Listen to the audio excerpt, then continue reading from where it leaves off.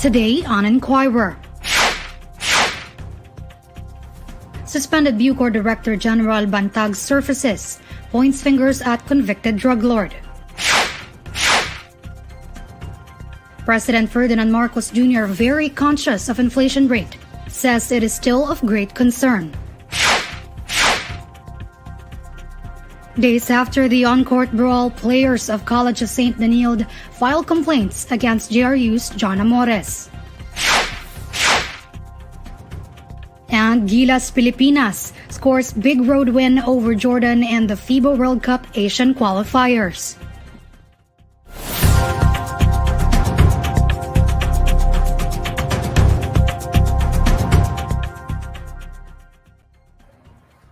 Good evening.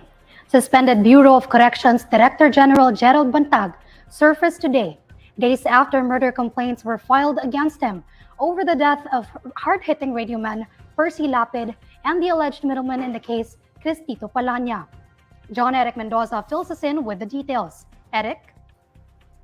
Suspended Bucor Director General Gerald Bantag surfaced on Friday, but not without dropping bombshells. In his exclusive SMNI interview, Bantag alluded that the convicted drug lord German Agojo may be involved in the killing of radioman Percival Mabasa, better known as Percy Lapid.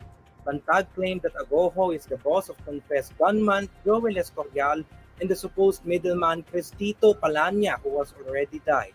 Lapid was killed in an ambush near his neighborhood in Las Peñas City on October 3. Escorial surrendered and was presented to the media on October 18, the same day Palanya was reported dead inside the New Bilibid prison. Bantag was accused of ordering the murder of Palanya and Lapid due to Lapid's expose, where the broadcaster showed the vehicles and properties Bantag allegedly owned.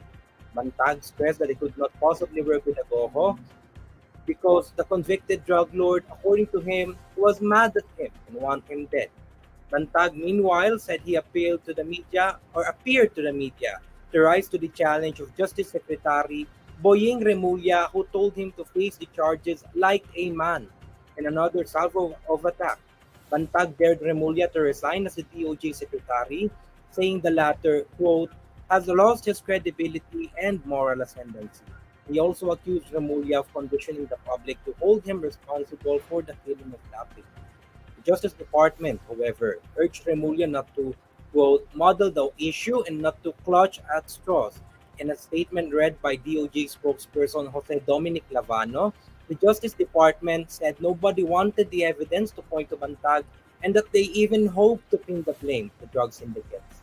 The Justice Department, however, admitted that it was not a good news when the evidence started to point to Bantag. The Justice Department, nevertheless, told Bantag there is a proper venue to discuss and settle this case. Eric, I'm sure many people are closely following the developments in the Percy Lapid slay case. What's next on the part of the DOJ? Now that complaints has been filed for murder against Bantag and Zulueta Bay, a subpoena will be sent to the respondents for them to answer to their counter-affidavit. The DOJ has already formed a 3-member panel of prosecutors that would conduct the preliminary investigation of the 2 murder complaints. Then a preliminary investigation will be set to determine when there is sufficient ground that a crime has been committed and that the respondents should be held for a trial. So after that, if the charges are already filed in court, that is when a full-blown trial is done. Okay? And Eric, you mentioned Zulueta, because during the filing of murder complaints, it wasn't just against Bantag, but also Bucor Deputy Security Officer Ricardo Zulueta.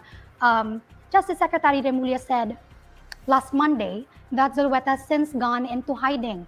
Do we have updates about his whereabouts? Yes, Bay. Well, actually, the PNP and the NBI said they're bolstering their efforts to find Zulueta, but for now, he's still at large. Okay? Thank you, Eric. That's John Eric Mendoza reporting live. President Ferdinand Marcos Jr. said the ballooning inflation rate in the country is still of great concern, noting that his administration remains very conscious of the Filipinos' cost of living. According to Marcos, the expansion of the Philippine economy makes sense as he cited the dip in the unemployment rate last August. Despite the improving gross domestic product and the decline in the jobless Filipinos, Marcos said his administration remained wary of the soaring inflation rate. To recall, the Philippines' inflation rate accelerated to a nearly 14-year high at 7.7% in October and is seen to rise further. Marcos reiterated that the country has been dealing with shocks that are coming from abroad, but he believes that they have made the right policy decisions when it comes to the Philippine economy. Once again, we are always very conscious of the inflation rate because this reflects the cost of living of ordinary people. So that is still of great concern to us, but we have created the jobs, we have started the growth, and that will pull us out of the debt situation that we are in. Meanwhile, Marcos has accepted the invitation of President Xi Jinping and the People's Republic of China for a state visit to China in January. The Chinese government has since confirmed the schedule for the state visit. Marcos is currently in Cambodia for the ASEAN summit.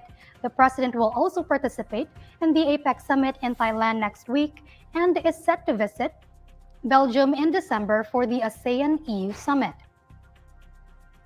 In sports, players of College of Saint Benilde have filed complaints against Jose Rizal University's John Amores over the brawl that occurred in their game last Tuesday.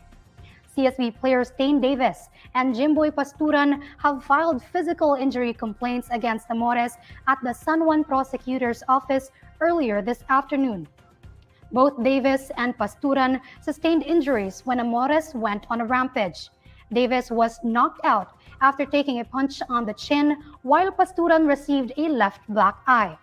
Benilde coach Charles Chu served as a witness for the case. Chu stressed that the team is willing to forgive, but will do what is necessary for the actions done. The NCAA has already slapped players from both sides with suspensions, including an indefinite ban on Amores. Gilas Pilipinas defeated Jordan in the fifth window of the Fiba World Cup Asian qualifiers in Amman. Gilas got its act together in the second half and turned its finest defensive showing in a long while to prevail over Jordan on the road 74-66. 7'2" big man Kai Sotto led Gilas with a team-high 16 points, 7 rebounds, 2 assists, and a pair of blocks. But it was the all-around brilliance of Scottie Thompson that made the difference. The reigning PBA MVP flirted with a triple-double, scoring 8 points, grabbing 13 rebounds, while dishing out 8 assists. The win not only afforded the Philippines a chance at tabbing their first-ever road win in the qualifiers, but also primed the Nationals for the rematch against Saudi Arabia, a side they picked apart at Mall of Asia Arena in Pasay behind Jordan Clarkson last August. Gilas and the Saudis battle at King Abdullah Sports City in Jeddah on Monday.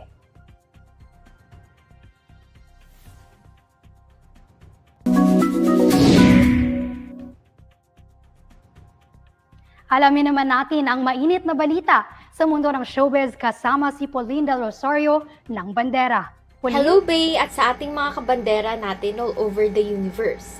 Heto na nga ang chika. Sinupalpal ng sexy actress na si Ellen Adarna ang isang basher na pinuna ang pag-aalaga niya sa kanyang mister na si Derek Ramsey. Sa Instagram, makikita ang ilang litrato ni Derek na nagpapahinga at nakasuot pa ng oxygen mask. Ayon sa aktres, may altitude sickness ang kanyang asawa matapos ang ilang araw na pamamasyal sa Peru. Pero, agaw pansin ang naging komento ng isang netizen at sinabing ginagawang katatawanan umano ng aktres ang seryosong kalagayan ng asawa. Hindi namang napigilang sumagot si Ellen at sinabihan ng basher na hindi naman niya inaalagaan si Derek. Ano raw ba ang problema? Dahil kahit naman daw ang kanyang asawa ay natatawa sa kanyang kalagayan. Kasalukuyang nasa Peru ang mag-asawang Ellen at Derek para ipagdiwang ang kanilang first wedding anniversary. At yan ang latest Bandera Chika! Thank you, Bay! Maraming salamat, Pauline. And these are the stories you need to know today. I'm Beatriz Pinlac. Follow INQUIRER.net on Facebook, Twitter, YouTube, TikTok, Instagram, and Reddit. For more stories, visit INQUIRER.net.